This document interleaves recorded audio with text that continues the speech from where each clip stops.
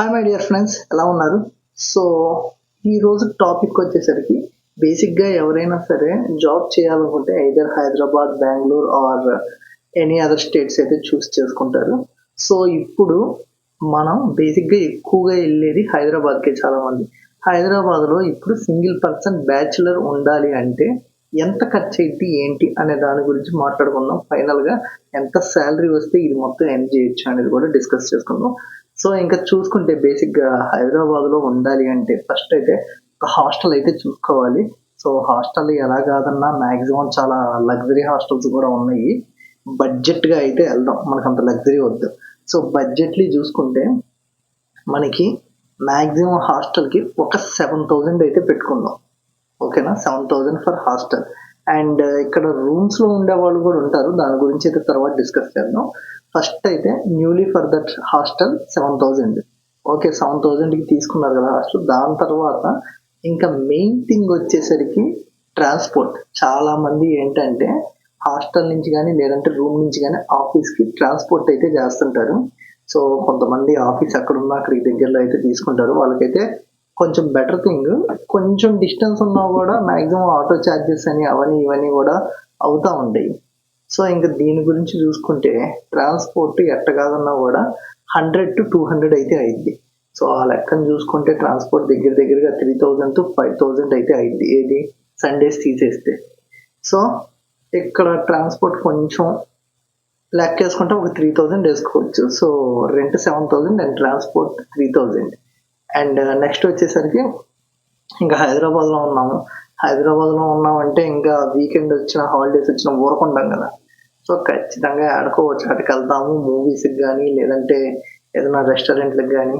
So entertainment purpose కింద ఎట్ట కాదన్నా కూడా ఒక 2,000 మంత్కి, అంటే వీక్లీ వన్ ఒక మూవీ వేసుకున్నా కూడా మూవీ 200 చూసుకున్నా. So 4 weeks. సో రౌండ్ ఫిగర్గా ఎట్ట కాదన్నా ఒక 1,000 రూపీస్ అయితే అవుతాయి. ఇంకొక 1,000 ఎక్కడికైనా వెళ్ళడానికి ఏమన్నా 1,000 కాదులేండి, ఒక 1,500 వేసుకున్నాం. సో ఇక్కడ వచ్చేసరికి 2,500 అయింది. సో టోటల్ కాస్ట్ వచ్చేసరికి 12,500 అయింది ఇప్పటిదాకా. అండ్ ఇంకా తర్వాత చూసుకుంటే సో హాస్టల్లో ఉంటున్నారు కాబట్టి మీకు ఇంకా గ్రాసరీస్ అని నెట్ బిల్ అని అవని ఇవని ఏమీ ఉండవు.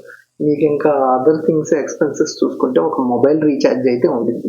సో మొబైల్ రీఛార్జ్ ఎట్ట కాదన్నా నెలకు ఒక 500 వేసుకోండి. సో నెలకు 500 మొబైల్ రీఛార్జ్ అంటే టోటల్గా 13,000 అయితే అయింది. ఓకేనా. సో మామూలుగా ఒక బ్యాచులర్ అయితే 13,000 అయితే టోటల్గా ఒక రకంగా సెట్ అయింది. సో 13 to 15 వేసుకోండి. సో ఇంకా ఒకవేళ ఫ్రెండ్స్ కలిసి రూమ్ తీసుకున్నారని చెప్పి అనుకున్నాం. బేసిక్గా నేనైతే ఫ్రెండ్స్తో కలిసి రూమ్లో ఉన్నాను. సో ఇక్కడికి వచ్చేసరికి మన బడ్జెట్ కొన్నిసార్లు తగ్గుద్ది, కొన్నిసార్లు పెరుగుద్ది. సో లైక్ ఫ్రెండ్స్తో రూమ్ తీసుకున్నారు. సో ఒక 3 members కలిసి ఒక 10,000లో ఒక రూమ్ తీసుకున్నారు, 1 BHK. సో తీసుకున్నప్పుడు పర్ పర్సన్ అట్ట కాదన్నా 3,500 పడింది. అంటే ఇంకా మెయింటెనెన్స్ అవి ఇవి అని. So 3,500 per head. అండ్ ఇంకెక్కడ groceries, current bill, wifi bill, room రెంట్లు అని చెప్పి ఇలా మొత్తం కలపొచ్చు అనమాట. ఇంకా బిల్స్ వరకు సపరేట్గా చూసుకుంటే బిల్స్ వరకు అయితే 3,000 అయితే అవుతాయి. ఏంటి, 1,000 current bill and 1,000 for groceries and wifi recharge.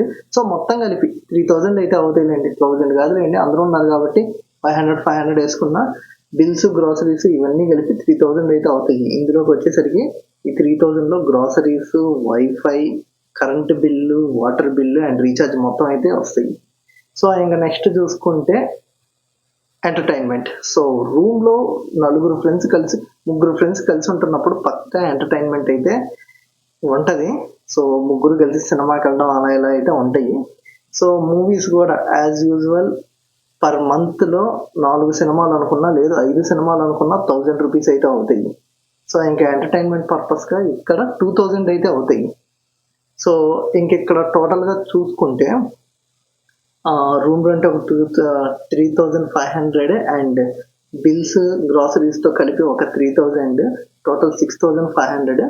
And ఇక్కడ వచ్చేసరికి ఎంటర్టైన్మెంట్గా ఇంకో 3000 అంటే 9500. సో టోటల్ రౌండ్ ఫిగర్ ఒక 10,000 అయితే అయింది ఓకేనా. సో ఇంకా ఇక్కడ కూడా ట్రాన్స్పోర్ట్ అనేది లెక్కేసుకోవాలి, ఎందుకంటే రూమ్ అంటే ప్రతి ఒక్కరిది ఆఫీస్ పక్కన అయితే ఏముండదు కదా. సో ఇంకా ఇక్కడ కూడా ట్రాన్స్పోర్ట్ ఎలివెన్సెస్ చూసుకుంటే వీళ్ళకి కూడా 3000 to 5000 పక్కా అయింది. So as per that so 3000 to 5000 అయింది కాబట్టి సో ఇది కూడా ఎట్ట కాదన్నా 13,000 to 15,000 అయితే అవుతుంది అనమాట. సో మీరు హాస్టల్లో ఉన్నా అంతే ఖర్చు అయింది, లేదు రూమ్లో ఉన్నా అంతే ఖర్చు అయింది. ఇంకా రూమ్లో ఉంటే కొంచెం ఖర్చు తగ్గుద్ది. సో అంటే బేస్డ్ అపాన్ దట్ ముగ్గురు ఉన్నారు అనుకోండి ఖర్చు తగ్గుద్ది. అదే సడన్గా ఒకళ్ళు వెళ్ళిపోయారు అంటే ఖర్చు ఒక్కసారిగా పెరుగుద్ది, ఏటంకో నష్టం కూడా ఉంది. సో ఇంకా మిగిలినవి చూసుకుంటే ఈఎంఐస్, ఈ రోజుల్లో ఈఎంఐస్ లేని వాళ్ళు ఎవ్వరూ లేరు. మ్యాక్సిమం నన్ను అడిగితే ఈఎంఐస్ 3,000 to 5,000 కంటే ఎక్కువ పెట్టుకోవద్దు పర్ మంత్. సో ఉంటుంది చాలా మందికి కొంచెం మంచి మొబైల్ కొనుక్కోవాలని, లేదంటే బైక్ కొనుక్కుంటారు కొంతమంది, ఆ బైక్కి ఈఎంఐ కావాలి. సో వీటన్నిటికి కూడా ఈఎంఐ అనేది ఖచ్చితంగా జాబ్ చేసేవాడికి ఖచ్చితంగా ఉంటుంది. సో ఆ ఈఎంఐ మ్యాక్సిమం 5,000 దాటకుండా చూసుకోండి. లేదు మీ శాలరీ ఇప్పుడు మొత్తం లెక్కేసిన దానికి 15,000 ప్లస్ 5,000 ఈఎంఐ వేసుకుంటే 20,000. మీ శాలరీ 20,000 కంటే అబోవ్ అయితే మీరు 5,000 కంటే ఎక్కువ ఈఎంఐ కూడా పెట్టుకోవచ్చు. అండ్ కొన్ని కంపెనీస్ అయితే ట్రావెల్ ఎలివెన్సెస్ ఇస్తుంటాయి, ట్రాన్స్పోర్ట్ ఇస్తుంటాయి. సో అక్కడ మీకు మనీ సేవింగ్ అయింది కదా. సో మ్యాక్సిమం నన్ను అడిగితే మీకేమన్నా ఖర్చులు ఇవన్నీ ఉంటే మీరు ఖర్చు పెట్టుకోవడానికి వరకు మొత్తంలో కలిపి 20,000లో అయితే క్లోజ్ చేసేయండి ఈఎంఐతో సహా. ఇంకా అంతకు మించి ఏవైతే ఎక్స్ట్రా వచ్చాయో అవి సేవింగ్ చేసుకోవడానికి అయితే చూడండి. సో ఇది గైస్ మొత్తానికైతే.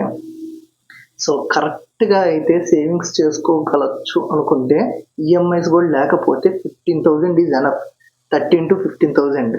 సో హైదరాబాద్లో ఉండే వాళ్ళకి. సో లేదు ఇంకొంచెం లగ్జరీ కావాలనుకుంటే 20,000, నాట్ ఏ బిగ్ డీల్. 20,000 కూడా అవ్వదు, 18,000 నెక్స్ట్. సో చాలా మందికి అయితే దగ్గరగా 50,000 శాలరీస్ కూడా ఉంటాయి. సో మీ సేవింగ్స్ అయితే బాగా సేవింగ్స్ చేసుకోండి, ఎక్కువ ఈఎంఐస్ పెట్టుకోకుండా.